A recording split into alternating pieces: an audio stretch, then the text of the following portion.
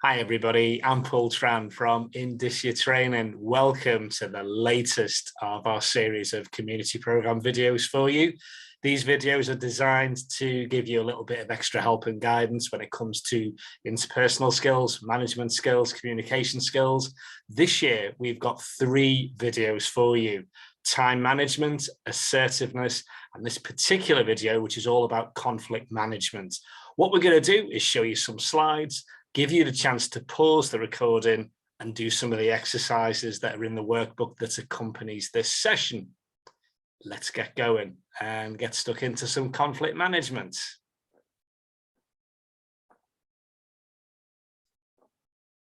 Here we go. So we've got 4 main objectives for today, everybody. Let's take a look at them. We're going to examine the nature and causes of conflict.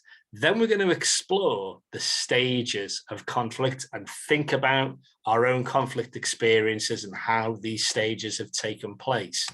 Then we're going to move on to looking at 5 different styles of managing conflict situations. And then we're going to wrap things up by taking a look at 5 steps to resolve conflict. So let's start off with a definition of conflict. This is from Elias Porter, best known for his research and work in SDI. And his definition of conflict is one I really like. It's a reaction to a perceived threat to self-worth. That's our starting point for what conflict actually is. Before we start going into nature and causes of conflict, let's think about some benefits of conflict. What I'm going to invite you to do is pause the recording for a moment, go to your workbook, take a look at the exercise where we ask you to list some benefits of conflict. Do that, and I'll see you in a few minutes. Welcome back, everybody. I wonder how many benefits of conflict you got. Let's have a look at some of the ideas we've come up with, starting with the fact that conflict promotes growth for us. It also promotes creativity and innovation because we often have to work hard and be really creative to find a solution for it. It also helps us develop our interpersonal skills. We have to dig deep and we have to go to some uncomfortable places in order to sort conflict out. It also promotes mutual understanding. We've got to work hard to understand the other person and the other people involved, and they've got to do exactly the same with us too. And the 5th benefit is that it benefits a bit of originality and reflection, because sometimes we've got to find a unique personal solution to a conflict situation. And it also gives us the chance to reflect on what we did and our behavior and have a think about what went well and what would be even better if we did something differently. I'm sure you've got more than those 5, but they're the 5 main ones that we tend to use. Let's go to the other side of the fence. Let's have a think about some of the adverse effects of conflict. Now, remember, back in your workbook, there's space for this as well. So I'd like you to pause the recording for a moment and spend a few minutes having a think about the adverse effects of conflict. See you soon. Welcome back, everybody. I bet you've come up with loads of adverse effects. Here are some ideas that we've got. First of all, it gives us higher stress levels, not just us, but the people that we're in conflict with. It also results very often in lower productivity because we're focusing on the conflict rather than the tasks that we have to do. It also gives us the effect of lower interpersonal cohesion. And sometimes you can walk into a workplace and just take a look at the people around and see the level of cohesion that's there. And when there's very little cohesion, there's usually a sign it's not a happy camp. There's a bit of conflict, and conflict definitely lowers the cohesion in a team. It also often leads to inappropriate decisions. We make decisions that might solve the conflict, but might not. The wider issue is it doesn't always help the team or the business. We also get a disproportionate effect of status and ego. Winning an argument becomes more important than actually resolving the issue. And that's when status and ego come into play. It's often increased costs. Not just the fact that people are in conflict rather than actually working. It can, if it gets to its worst stage, go legal. And we may need representation. We may need to go to a tribunal. There's increased costs. The last one is at very worst, we get illness, we get injury. People are off ill because of the stress, or I've seen one or two cases where it's gone beyond arguing and people have got injured. And there's also been many cases when conflict has led to a lack of concentration and caused accidents. So I'm sure you've got many more adverse effects. They're the main 7 that we're going to concentrate on today. So what causes conflict? Hey, we're keeping you busy here, aren't we? There'll be some space in your workbook for this too. Have a think and spend a few minutes working out what actually causes conflict. I'll see you in a few minutes. I wonder how many you've got, everybody. How many causes of conflict you can think of. Here are some of our ideas. First of all, it's poor communication.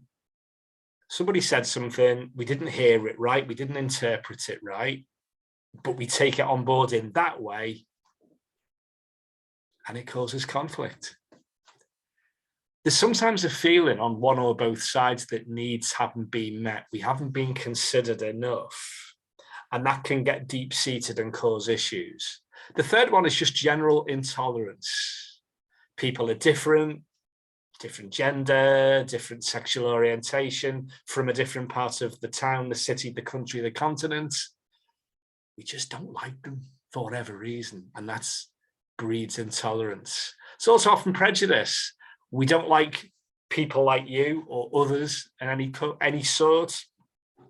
That can lead to conflict as well. And then we get self-interest. Some of us get so interested in our own position, in our own values, that we forget about the other people involved. And the inevitable consequence of that is that we end up in a bit of conflict. Then we get assumptions. We just assume that someone's going to think something, going to do something, going to act in a certain way. So then we act in a certain way that breeds conflict. There's also a desire for power. We're not just talking about the hierarchy here, folks. We're just talking about power dynamics within a team, or when people appear to be trampling over others in order to get promotion, whatever it may be. And there's often a lack of empathy. We're so self-absorbed that we forget about anybody else that's involved in the conversation or in the team. And the final cause is a general unwillingness to compromise. We could be the most reasonable person around, and yet we get so caught up in one issue that we feel as though we have to win. And that means we can't be seen to be compromising with anybody. So we've got 9 causes of conflict there. I'm sure you thought of plenty more. They're the main causes. So let's start thinking about the nature of conflict, and particularly conflict within you. What we've got up on the screen here is what's known as the OK Corral. It was originated from a gentleman called Franklin Ernst. And it's an interesting way of looking at how we respond to conflict and how we can work our way out of it. We're going to go from the bottom right and go clockwise. What we've got on the bottom right is what Ernst calls the position that's distrustful. I'm okay, you're not okay. Yeah, I'm all right, I just don't trust you very much. And what we tend to find here is that this position tends to get rid of people. It repels them because the person thinks they're fine. It's the other people that are in the wrong. Let's move to the bottom left. And this is what Ernst calls the futile position. This is, I'm not okay, you're not okay either. Nobody's okay. And when we're coming from this space, it's very difficult for us to resolve any kind of conflict because we don't think anybody's okay. Top left, we've got the depressive position. I'm not okay, you're okay. So we may put the other people or the other person in the conflict on a pedestal, and we'll think either they're better than us, they're more senior than us, they're more able than us. And the problem's all about us. And eventually that view will manifest itself in some kind of conflict. And it's the position where we literally move away from people. Top right is what Franklin Ernst calls the healthy position. This is, I'm okay, you're okay. The big difference here is the ability to get on with people. We approach a conflict situation from the position that, well, I'm okay, I'm quite confident, and actually, you're okay too. We're just having a disagreement. It's something I know we can resolve. It's a very kind of rational way of looking at things. If you take a look at the assertiveness video that we've done, we talk about this idea that when we're assertive, we're rational. That means we're calm, we're in control, and we're confident. And this is very much the same with I'm okay, you're okay. I know I'm going to sort this conflict out because we're both reasonable adults. And we work on the basis that the other person, if they're not rational right now, they will be eventually. So next time you're in conflict with somebody, I'd like you to consider which of these four positions you're in when you're in the conflict situation, and ask yourself a really simple question. Is this position helping the situation right now? If the answer is no, it may be a good idea to move to the more healthy position. Now, this can take a lot of work sometimes, but it's well worth it. If you assume a positive interpretation of the other person, it doesn't mean you agree with them. It just means that you recognize that they're acting the way they're acting for some kind of positive reason for them. And all we've got to do is explore common ground, common goals, and we'll realize that they're okay too, as are we. So the healthy position, I'm okay, you're okay, is the one that we want to aim for. So that's the okay corral. Let's move on and have a think about conflict stages. What we're going to do is go through them, and then I'm going to get you to pause the video and have a think about how you've seen this in a variety of conflict situations. So the first stage is provocation. Now, provocation, well, that's literally the first sign that somebody is moving into conflict. They might tut, sigh, swear. They may bang tables, shuffle papers. They're just doing things differently with their physicality. Their voice may change somewhat. The next stage is escalation. This is where the behavior clearly isn't normal. So they may raise their voice more. They may speak more loudly or more quietly and slowly. And you may see their facial muscles tense. That's the escalation stage. The third stage is what we call the crisis stage. This is where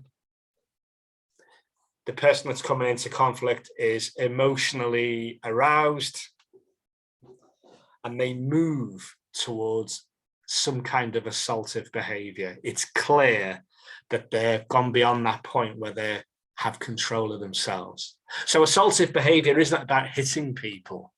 That's about the situation where the person blows up. My favorite examples of this are the people that we all know and work with who are really mild-mannered. Once or twice a year, they lose their temper and you don't want to be near them. It's almost like they've bottled everything up for a year and ping, it comes out like champagne after the corks come out the bottle. Blam, it's out there. That's the kind of behavior we're talking about. And that's when we've almost gone beyond the point of no return. And then we get the recovery phase. This is the point where people start to realize that maybe they've gone too far. They've said something out of turn, they've hit something, or maybe even someone. They've insulted somebody a bit too much. And we start to get a bit of self-awareness, but we're still very sensitive about the issue and about the fact that we've lost control. And the 6th stage is what's known as the depression stage. We're not talking about clinical depression here. We're talking about the state where the person who's been aggressive is mentally, physically exhausted. They've realized that they've stepped out of line. They've realized that they haven't actually solved anything either. You're bound to feel a little bit more low after that, aren't you? They're the 6 stages. Now, we're often not always aware that we're going through these 6 stages. We don't understand why they're happening because as far as we're concerned, we've just been speaking and acting in what we call the normal way. There's 2 things I want you to consider here. I want you to consider when you've noticed other people going into conflict. And I'd like you to jot down what you've noticed at each stage. How did they go from provocation to escalation to crisis to the assaultive behavior? What were they like during that recovery phase where they've realized what they've done? And what are they like at that depression phase when they realize that they're spent, they're done, and whatever they did hasn't resolved anything yet? Now, when you've done that for somebody else, I'd like you to consider a time when you've been in conflict and you've gone through these 6 stages. And I'd like you to describe what you were like at each of those 6 stages. Now, this is quite important because it's the best way we can learn. When we think about what we're like and what other people are like when they're going through these 6 stages, it helps us recognize them and it helps us anticipate them and to perhaps turn our behavior around just at the point when we're starting to lose control. So you might want to spend a good 10 minutes looking at this. So I'm going to pause. Please pause the video and see how you get on with that. Welcome back, everybody. Thanks for all the good work there. What we're going to do now is have a think about some conflict handling styles. This is from the work of Thomas and Kilman. What they call it are the conflict handling modes. Styles is a much more relevant word. Now, what we've got here is we've got avoiding and accommodating down at the bottom. And if you take a line from left to right, what we're looking at here is the level of cooperativeness. So once we go from avoiding through to accommodating, we're becoming a lot more cooperative. There's a vertical line from avoiding up to competing, and that's the level of assertiveness that we're exhibiting. What we're going to do is go through all 5 of these conflict handling styles, and then I'm going to get you to reflect on when each of them are useful. Okay, let's start off at the bottom left. This is what Thomas and Kilman call the avoiding conflict handling style. This is not very assertive, not very cooperative. And we sometimes think about this one as I lose, you lose. You know, literally, we're avoiding the whole situation.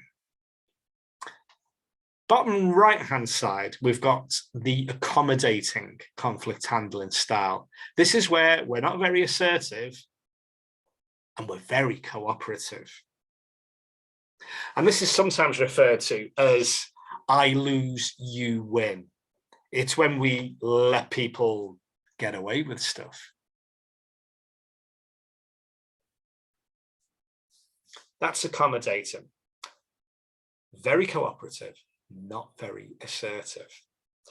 And then what we've got there is the center piece, which is compromising. Now, this isn't about meeting people halfway. Compromise is when I win some and lose some, you win some, you lose some. In the old days, it used to be called horse trading. Literally, people would go to market and trade their horses. It's not about meeting halfway. It's about working out what's really important to us. Working out what we stick with and what we're prepared to negotiate and compromise on. And it's bang in the center, because literally this could go left and above, right and above, below to the left, below to the right. Top left of the screen, we've got competing. This is known as I win, you lose. And this is where it's going to be our way. And that's it. I win, you lose. Top right, we've got collaborating. And this is what Thomas and Kilman call I win, you win. We work together. We go for a common ground, common solutions. We work out a way of resolving the conflict that works for everybody that's involved. Collaborating, I win, you win. Here's what we're going to do, folks. I'm going to invite you to pause the video. I'm going to invite you to jot down in your workbooks, what do people do at all 5 of these styles?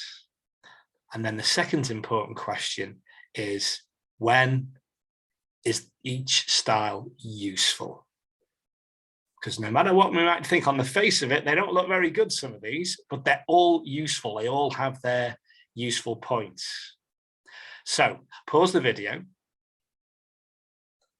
Have a think about what happens in all 5 of these styles and when they're really useful when it comes to handling conflict. This will probably take you 10-15 minutes. I'll see you then.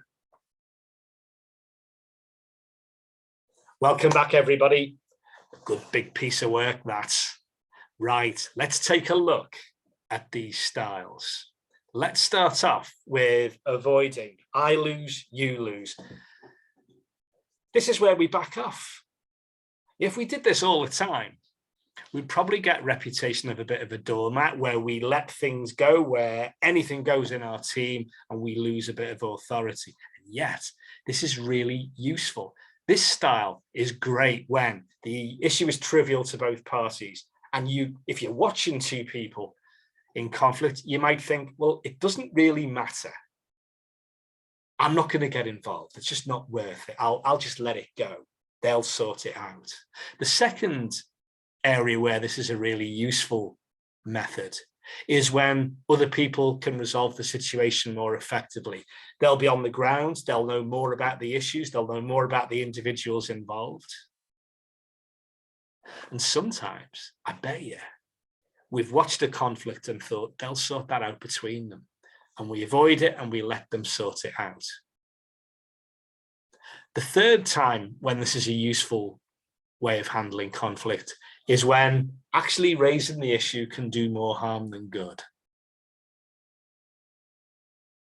We get involved and we somehow manage to raise the temperature.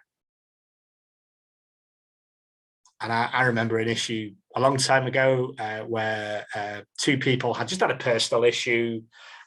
They had a lot of banter and it was fun. And then the senior manager came in. He didn't like the banter. It stirred up a bit of trouble. Both the people involved were adamant that it wasn't a big issue. And then everybody else was joining in.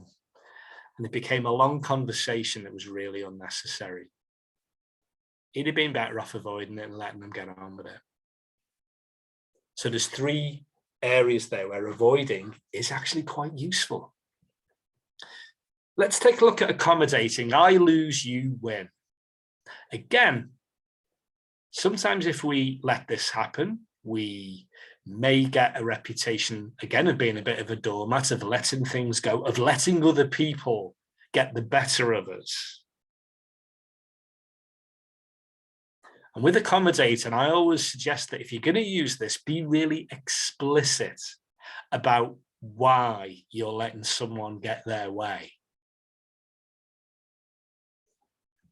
And there's 3 areas where this is useful. It might actually just be more important to maintain the state of the relationship. It could be that someone works in a certain way and actually it doesn't actually cause any problems. And you let them do it. And obviously when it becomes a problem, you change style. More on that later. The second area where this is really useful is when the issue is more important to the other person than it is to you. It doesn't do any harm to the way the team's working, the way the organization's working. But it's really meaningful to that individual. And sometimes it's better to let them be them. Let them do things their way, as long as it's working and as long as it doesn't disrupt the flow of the team. And this is also a useful way of handling conflict when you want other people to learn in their own way and in their own time. Let them figure it out, let them make mistakes, let them work out what's working and what isn't and why it is or isn't working. So when that's applicable, accommodating is a very useful way of handling conflict.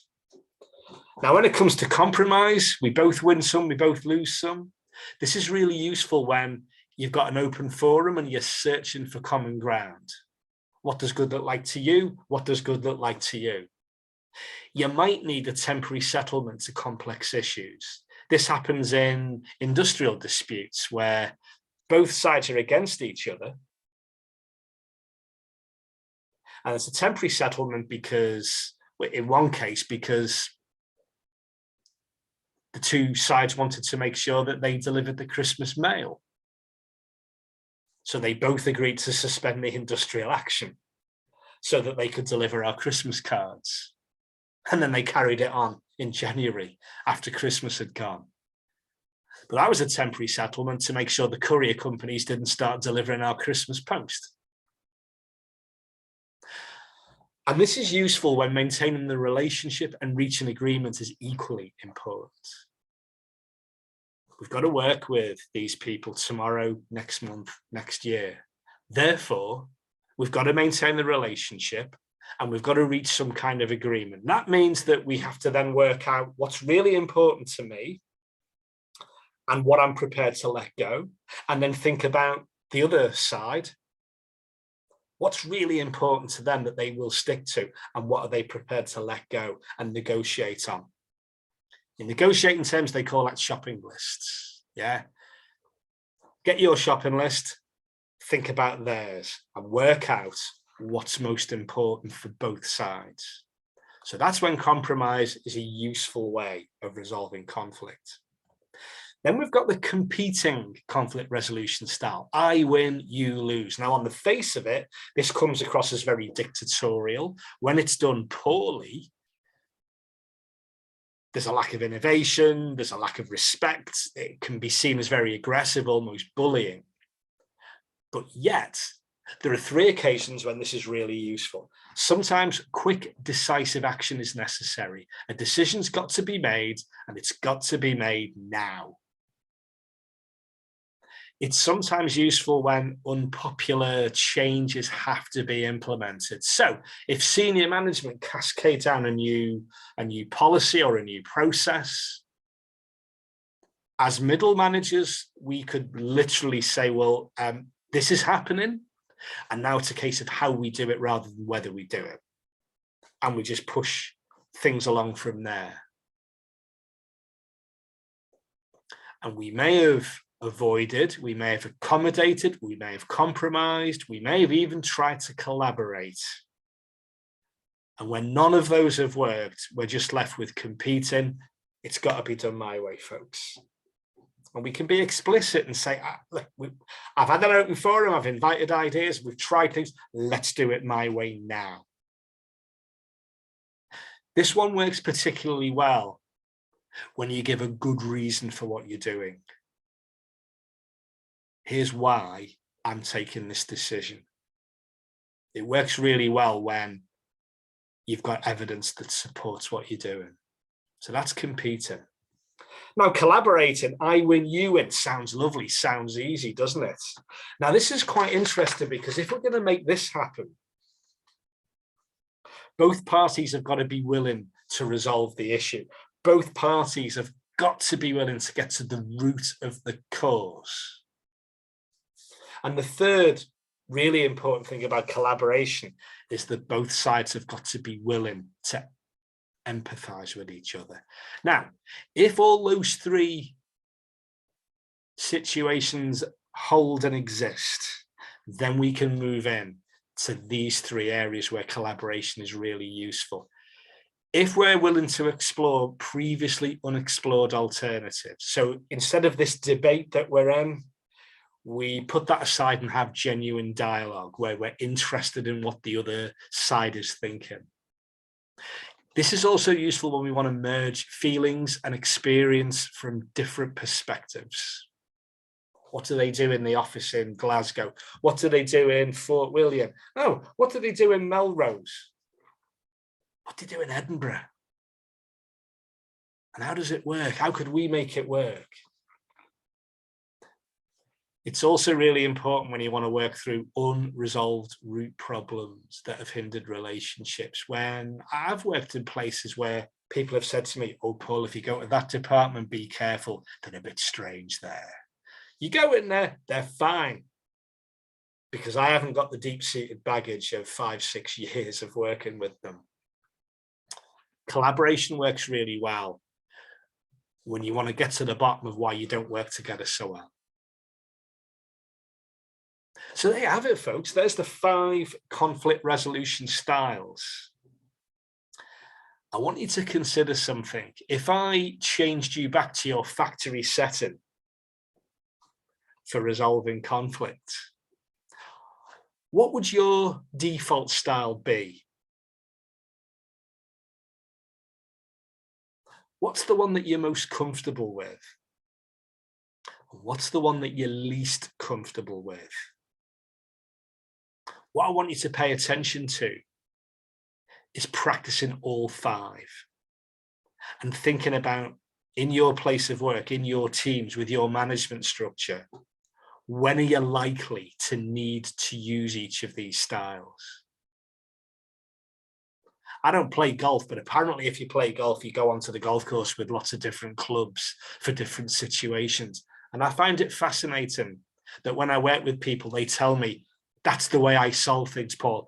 I'm not going to change now at my age. Wouldn't it be good if you had 5 options for when you're trying to manage conflict?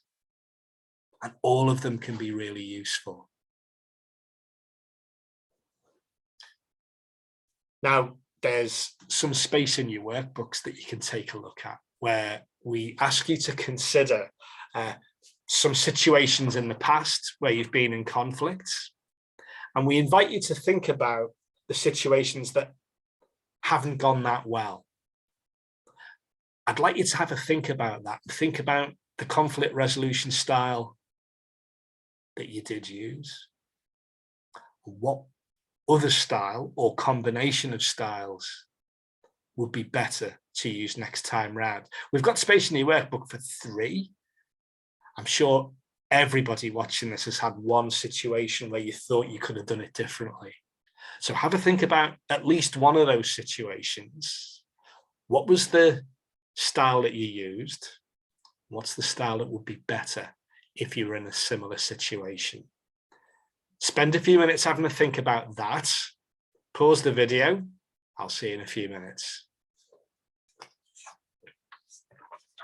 Welcome back, everybody. I wonder how you got on there. What's worth thinking about is 5 options. It just gives you a lot more confidence that there'll be a combination or one style that will work in any situation you're in. So let's have a think about when we've got to give some critical feedback to someone, because that can sometimes cause conflict. The thing about feedback is it really has to do 2 things. One is it's about getting someone to maintain their behavior because it's going really well. And the other one is that it's about the behavior that you want people to change. Your feedback has got to be evidence-based. Evidence-based is critically important here. So if we're giving someone some critical feedback, or these days we call it challenging feedback, developmental feedback, here's a really nice and effective and simple way of giving feedback.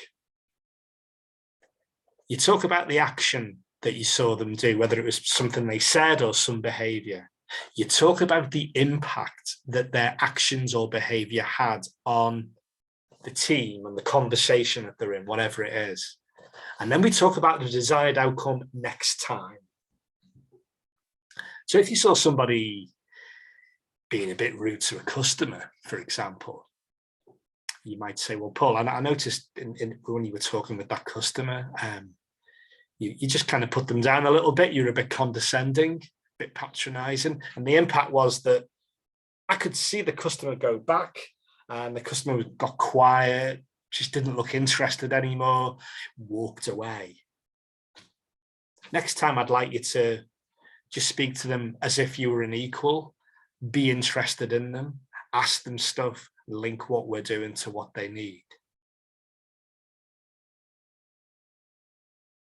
And this is called AID. It's a really simple and effective way of giving feedback. I think it's really good because you can give critical feedback, but actually you could give positive feedback too. And I know for some people that can cause conflict. I noticed what you did with that customer. It was amazing how you kept their attention and kept them interested, even though it was complex. And that meant they bought more than we thought they would. Where else could you do that, Paul? So you could do it for positive stuff too. The other thing I like about this is that you can actually tell people, here's the action, here's the impact it had, here's the desired outcome next time. Or you could ask them, what happened in that meeting last week?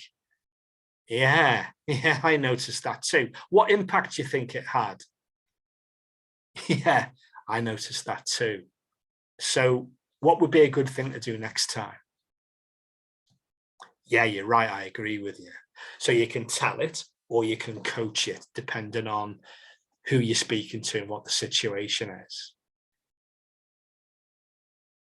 So here's what I'd like you to do. I'd like you to have a think about someone that you might have to give some critical feedback to. And I'd like you to jot down the language that you're going to use when you describe the action that you noticed, the impact that that action had, and what your idea of the desired outcome would be. If you want to dig deeper, you can actually say it out loud, maybe even record yourself to see how you sound, how authoritative you are. This is a great way of giving feedback because it can be done in seconds. If you're passing someone in the corridor, if you're on a Zoom call with somebody about one topic, but you want to give them feedback on something they did, you can put it straight in there too. So pause the recording, jot down your action, impact, and desired outcome that you would prefer for the person that you're giving critical feedback to. And I'll see you in a few minutes. Welcome back, everybody. How did you get on with AID? Great way of giving fast feedback that's meaningful. But what about when we receive critical feedback, or if we're thinking about the other person who we're criticizing? Remember, with feedback, it's got to be evidence-based. It's got to be about something they can change. And it's also going to be about maintaining behavior or changing it. So if we get a little bit of critical feedback, generally, this is the sequence in which we react. Even if we know we've done the stuff that isn't that good, we're shocked and we're a bit surprised. Hey, me? You might give a bit of emotion. Quiet. You could start ranting and raving, or you might come to conclusions and assumptions, but it can get emotional. And then we get two phases. We get outright rejection. There's absolutely no way that I did that. And then if the person persists with evidence-based feedback and invites the other person to show some other evidence that they're not aware of yet, great. And if that extra evidence isn't forthcoming, what often happens is that the person who's receiving the feedback will just go, yeah, right, I did do that. Yeah. And then we get acceptance. I did it. Yeah, I did it. And often what happens then is we get an ask for help, a request for help. What would you do next time, Paul? In that situation, what would you do? A long time ago, I used to work for a well-known national charity, did some training for them on employment tribunals. And we had a guy come in who was really upset because he'd been dismissed from his job for theft. So I asked him, hey, Terry, did you nick this stuff? Absolutely not. He was shocked that I'd even thought. He started getting really wound up. There's absolutely no way I stole that computer. No way. So, unbeknown to him, I'd got a disc from the employer of the CCTV of people walking out, in and out the building. And I played it to him. And it was Terry walking out with a bulge under his coat, the shape of a computer. And I said, well, what's this? And he said, oh, I was taking it home to fix it. I said, really? And I could see him sitting there, the wheels were turning, and he just said, I did nick it, Paul. Will that be a problem in the tribunal? Yeah, you have to say possibly. And he said, look, what am I going to do? How am I going to get out of this? So we helped him as best we could.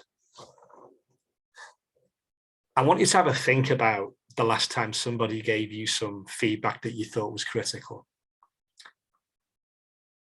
I want you to reflect on how you reacted and think about how many of these stages you went through. Now, remember that you may go through these stages really, really quickly. You may go through them really, really slowly. We can't make people dash through this. Have a think about the situation and have a think about how you reacted and see how many of these stages you went through. Pause the video for a few minutes, jot down your ideas, and I'll see you in a few minutes. Welcome back, everyone. I'm pretty sure you'd have gone through most of these 5, if not all of them. Remember that when we give feedback that's critical, everybody goes through these 5 stages to some degree.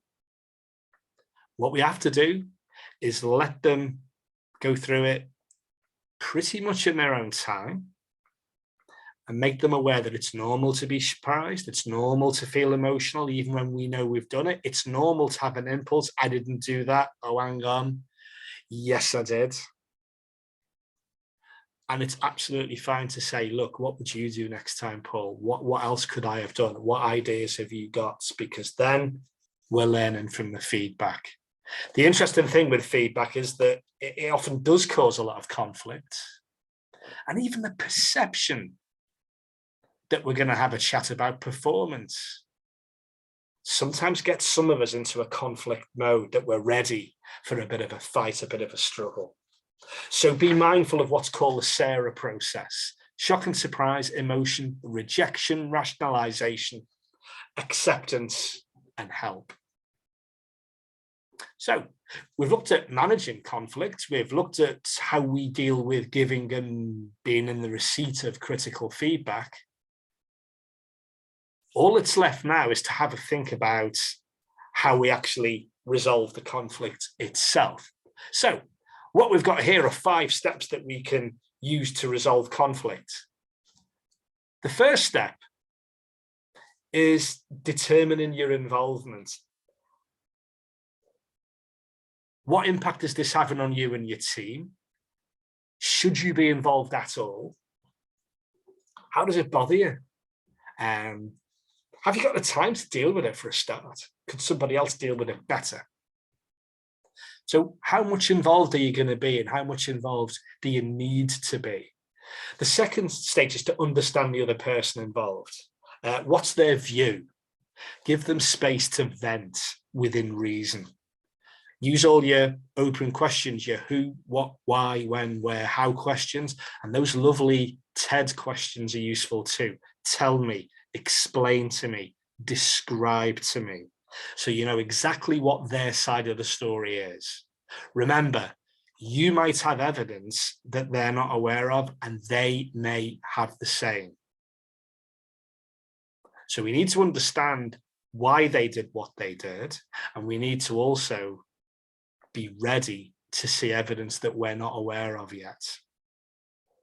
And that's how we understand the other person. The third step is where we actually start to influence the other person. We might describe the behavior we saw in a non-judgmental way. When you did da da da da da. We also have to think about the specific impact or effect that their behavior had. So we may say something like, well, the effects of what you did were ABC. And we may also describe the way we feel as a result. As a result of you doing X, Y, Z, I feel X, Y, Z. This is where we own our own feelings. And the fourth step is where we begin to resolve the problem. This is where we talk about what we would like, what our preferred option is. We find out what their idea of what good looks like is. And we talk in terms of common ground to solve the problem. Now, if they've done something that's illegal or not compliant with process, we resolve the problem by explaining what the due process is and what needs to be done next time. When it's less clear, then we've got to really have a look at common ground and what we need to do to get to a place where it's solved and both sides are reasonably happy enough. So it may be where we're thinking, well, this is 100% what I want, but here's what I would accept. I would like X. I'm looking for X. My preferred option is Y. And then invite them to do the same. And the fifth stage is where we recover and we move on. We summarize what we've both agreed to do. We make sure that all sides follow up and follow through on any commitments that they gave. We make sure they can see the benefits for them.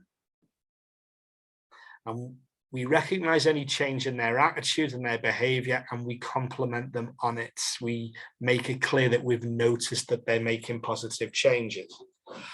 And it's important for us to stay positive because this can take minutes, can also take months. So we have to be there to let people know what they're doing really well, the changes they're making that are working, and maybe give them some more ideas on the efforts they can make to get a bit closer to making the change.